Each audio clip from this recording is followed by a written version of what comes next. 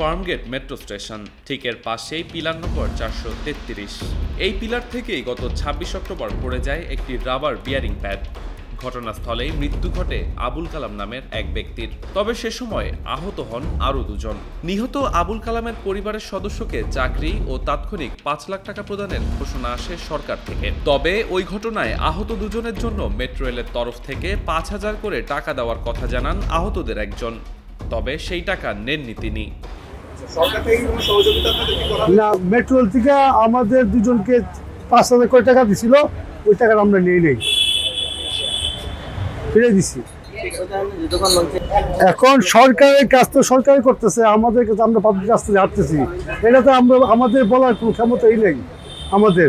এখন যে মারা গেছে আমি মরতে পারতাম, যে একজন মরতে পারতো, এটা মরার পরে বলতে পারতো। এখন তো কিছু বলার নাই, আমি আহত অবস্থায়, আমি কি বলতে পারবো এখানে। ঘটনার দিনের স্মৃতি এখনো দগদগে হেলালের মনে।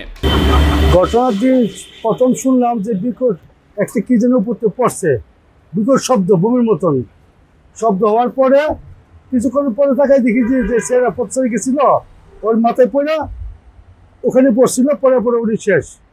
ঠিক আছে, রক্ত অবস্থায়। তারপর আমাদের দোকানে ঢুকছে বলতে আমরা জীবন বাঁচাতে গিয়ে আমরা 2 হাত দিয়ে ফিরে এলাম।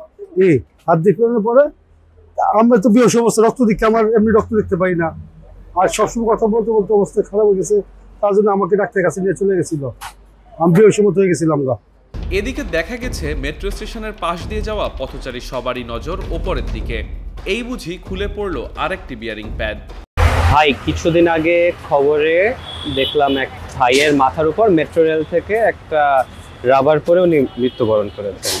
কারণ আমারও তো জীবনের শঙ্কা আছে যে আবার এইটা হবে নাকি, তো এই ভয় থেকেই উপরের দিকে তাকাবো। ফার্মগেট স্টেশনের পাশেই থাকা 433 নম্বর পিলারটির বিয়ারিং প্যাডে এখন দেওয়া হয়েছে কাভার। সেই সাথে পাশের 430 নম্বর পিলারের বিয়ারিং প্যাড সেখানে বসানো হয়েছে সিসি ক্যামেরা। উল্লেখ্য 2024 সালে এখান থেকেই খুলে পড়েছিল আরেকটি রাবার বিয়ারিং প্যাড। এদিকে মেট্রো রেলের বিয়ারিং প্যাড খুলে নিহত হওয়া ব্যক্তির পরিবারকে 2 কোটি টাকা ক্ষতিপূরণ কেন দেওয়া হবে না তা জানতে চেয়ে রুল জারি করেছেন হাইকোর্ট। তবে প্রশ্ন থেকেই যায়, রাষ্ট্রীয় প্রতিষ্ঠানের অব্যবস্থাপনায় ঘটা দুর্ঘটনার জন্য আহত বা নিহতদের প্রতি রাষ্ট্রের দায়ভার আসলেই কতটুকু। শেখ সাদি, মানবজমিন।